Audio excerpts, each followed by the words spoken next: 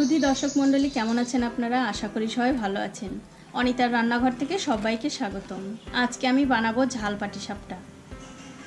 তো চলুন দেখে নিই কী কী লাগবে ঝাল পাটিসাপটা বানাতে। প্রথমে আমি এই আলুগুলো সিদ্ধ করে খোসা ছাড়িয়ে রেখেছি, পেঁয়াজ কুচি, রসুন কুচি, একটা ডিম সিদ্ধ করে রেখেছি, আর ওখানে কাঁচা লঙ্কা কুচি রেখেছি। তো ভিডিওটি শুরু করার আগে বলি, আমার এই ছোট্ট চ্যানেলটি অবশ্যই সাবস্ক্রাইব করবেন আর পাশে থাকা বেল আইকনটি ক্লিক করতে ভুলবেন না, তাহলে আমি যদি নতুন কোনো ভিডিও আপলোড করি সবার আগে আপনি দেখতে পাবেন। তো চলুন শুরু করা যাক। পাটিসাপটা তো আমরা অনেক খেয়েছি, নারকেলের পাটিসাপটা, ক্ষীরের পাটিসাপটা, সুজির পাটিসাপটা, কিন্তু ঝাল পাটিসাপটা কখনো খাইনি। তাই আমি নতুন একটা খাবার বানাচ্ছি আপনাদের জন্য, ঝাল পাটিসাপটা। সকালের জলখাবার থেকে বিকেলের জলখাবার পর্যন্ত আপনারা এই ঝাল পাটিসাপটা দিয়েই খেতে পারেন। খুবই একটা ভালো খাবার, এটা আপনারা বাড়িতে বানিয়ে খেয়ে দেখবেন। আমি একটা বাটির মধ্যে কিছু ময়দা ঢেলে দিচ্ছি, ময়দার মধ্যে একটু সুজি দিয়ে দিচ্ছি। যেটুকু ময়দা নেবেন তার 4 ভাগের 1 ভাগ সুজি দিতে হবে। তারপরে দিয়ে দিলাম নুন পরিমাণ মতন, হলুদের গুঁড়ো, একটু লঙ্কার গুঁড়ো। এবার আমি এটা ভালো করে মিশিয়ে এর মধ্যে জল দিয়ে দিচ্ছি।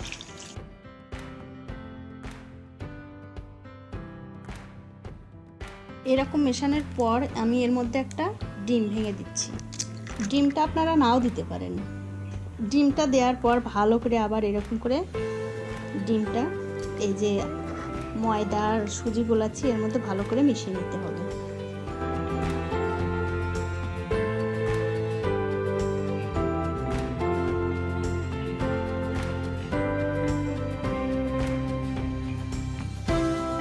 ময়দা, সুজি আর ডিমটা গোলানো আমার হয়ে গেছে। চলুন এবার পাটিসাপটা বানাই। প্রথমে গ্যাসটা জ্বালিয়ে কড়াইটা গরম করতে দিলাম। কড়াইটা গরম হয়ে গেছে, আমি তেল দিয়ে দিচ্ছি। এখন আমি বানাবো পাটিসাপটার যে পুরটা দেবো সেই পুরটা বানিয়ে নিচ্ছি। জিরা, তারপরে পেঁয়াজ কুচিগুলো দিই,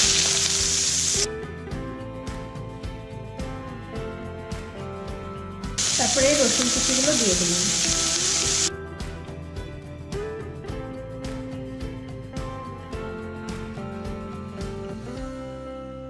এখন আমি এই কাঁচা লঙ্কা কুচিগুলো দিয়ে দেবো।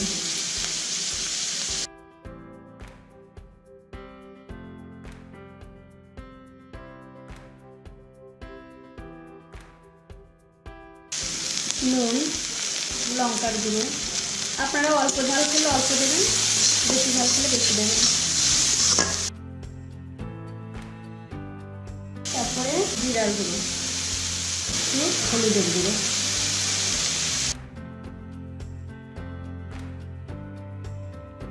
এরকম করে 2 থেকে 3 মিনিট মশলাটা কষানোর পরে আমি এই যে সেদ্ধ করা আলুগুলো এরকম হাত দিয়ে ভেঙে ভেঙে দিয়ে দিচ্ছি।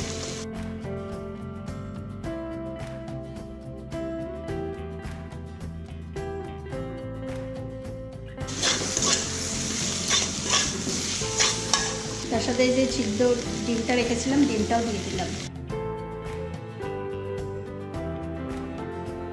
এগুলোকে ভালো করে 4 থেকে 5 মিনিট আমি কষিয়ে নেব।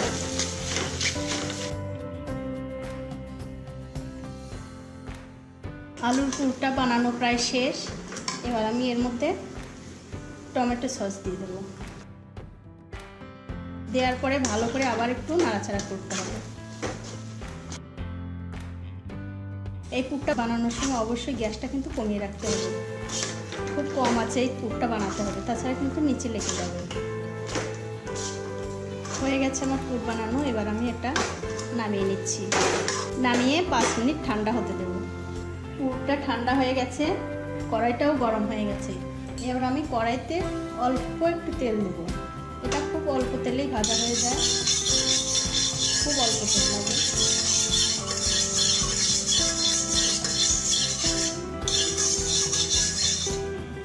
এখন আমি এই যে ময়দা, সুজি আর ডিম যে গুলিয়ে রেখেছিলাম সেই গোলাটা অল্প অল্প করে কড়াইতে দিয়ে দেবো।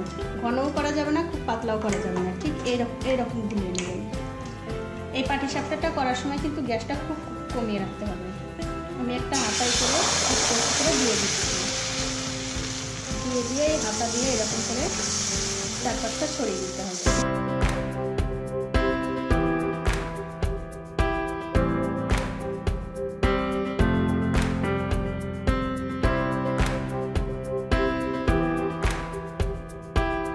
এখন আমি এই পুরটা এরকম করে দিয়ে দিচ্ছি। পুরটা দিয়ে এরকম করতে হবে, খুন্তি দিয়ে এরকম মুড়ে দিতে হবে।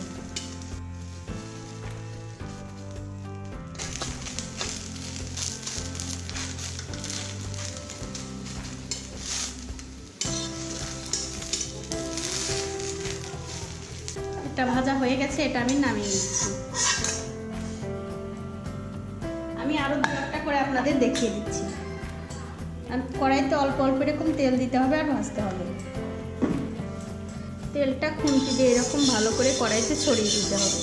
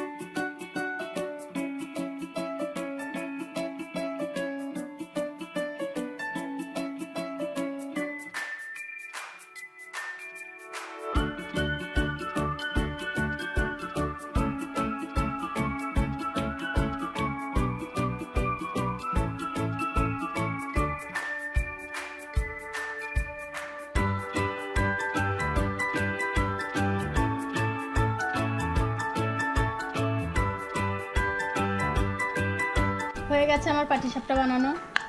ভিডিওটি ভালো লাগলে অবশ্যই একটা লাইক করবেন, কমেন্ট করবেন আর শেয়ার করবেন আপনার বন্ধুদের কাছে, যাতে তারা এই বিষয়গুলো জানতে পারে এবং শিখতে পারে। আমি যেরকম করে বানালাম বাড়িতে সেরকম করে বানিয়ে খেয়ে আমাকে অবশ্যই কমেন্ট করে জানাবেন। আর ভালো থাকবেন সবাই।